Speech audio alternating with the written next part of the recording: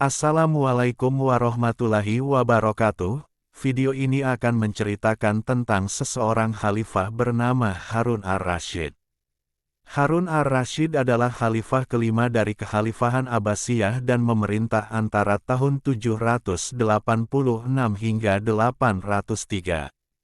Ayahnya bernama Muhammad al-Mahdi, khalifah yang ketiga, dan kakaknya, Musa al-Hadi, adalah khalifah yang keempat. Ibunya Jurasyiyah dijuluki Khaizuran, berasal dari Yaman. Meski berasal dari dinasti Abbasiyah, Harun ar-Rasyid dikenal dekat dengan keluarga Barmak dari Persia, Iran. Pada masa mudanya, Harun banyak belajar dari Yahya ibn Khalid al-Barmak. Era pemerintahan Harun, yang dilanjutkan oleh Muhammad al-Amin kemudian Mamun ar-Rasyid, dikenal sebagai masa keemasan Islam, The Golden Age of Islam, di mana saat itu Baghdad menjadi salah satu pusat ilmu pengetahuan dunia. Pada masa pemerintahannya dia mewujudkan keamanan, kedamaian serta kesejahteraan rakyat. Membangun kota Baghdad yang terletak di antara sungai Efrat dan Tigris dengan bangunan-bangunan megah. Membangun tempat-tempat peribadatan. Membangun sarana pendidikan, kesenian, kesehatan, dan perdagangan. Mendirikan Baitul Hikmah, sebagai lembaga penerjemah yang berfungsi sebagai perguruan tinggi, perpustakaan, dan penelitian. Membangun Majelis Al-Muzakarah, yakni lembaga pengkajian masalah-masalah keagamaan yang diselenggarakan di rumah-rumah, masjid-masjid, dan istana. Pada masanya ia memiliki seorang kadhi penasihat kerajaan, yang sangat cerdas yang dikenal dengan nama Abu Nawas. Menurut cerita rakyat Irak, ia suka menantang Abu Nawas dengan hal yang aneh kepada Abu Nawas. Bahkan di salah satu cerita rakyat ia pernah disuruh memindahkan istananya. Setelah Al-Hadi meninggal pada tahun 786, naiklah saudaranya, Harun al-Rasyid. Pada zaman Khalifah Harun al-Rasyid inilah, Kekhalifahan Abbasiyah mencapai puncak kejayaannya, baik kekayaan negeri, wilayah administratif pemerintahan, hingga perkembangan ilmu pengetahuan.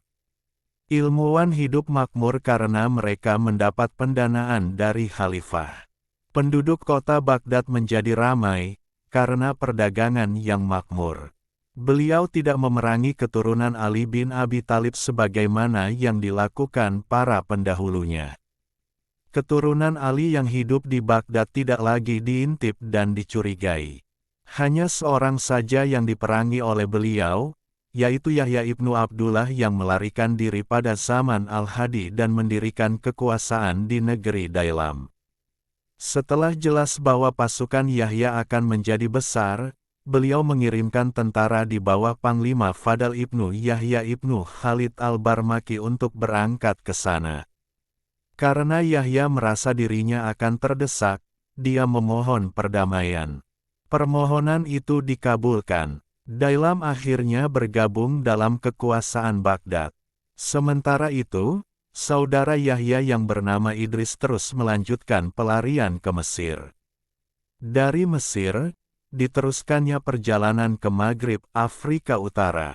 Di sana, dia mendirikan Daulah Alawiyin, Adarisah. Harun al-Rasyid berulang kali mengerahkan pasukannya menyerang negeri Romawi. Mereka banyak mendapat kemenangan. Banyak negeri Romawi yang membayar jizyah dan mengakui kekuasaan Abbasiyah. Karel Agung pun mengirimkan utusannya ke Baghdad untuk mendekati Harun al-Rasyid. Karel Agung mengetahui bahwa Harun al-Rasyid memiliki musuh besar, yaitu Raja Cordova, Bani Umayyah di Andalusia. Karel hendak membangga diri di hadapan musuhnya, yakni Raja Nakfur, Raja Konstantinopel, Roma Timur, bahwa ia telah sanggup menarik hati Raja Baghdad. Harun al-Rasyid meninggal dalam perjalanan memimpin angkatan di negeri Tus, pada tahun 809. 1. Harun al-Rasyid memiliki dua orang putra, yaitu Al-Amin dan Al-Mamun. Kekuasaan Abbasiyah diberikan kepada dua orang itu secara berganti-gantian. Hingga akhirnya, Al-Amin tidak mau memberikan giliran memerintah kepada Al-Mamun. Ia hanya mau memberikan giliran memerintah ke anaknya sendiri. Oleh sebab itu, Al-Mamun menyatakan perang terhadap Al-Amin. Al-Amin kalah dalam peperangan dan dibunuh tentara Al-Mamun yang datang menyerang kota Baghdad di bawah pimpinan Panglima Taher Ibnu Husin pada tahun 813.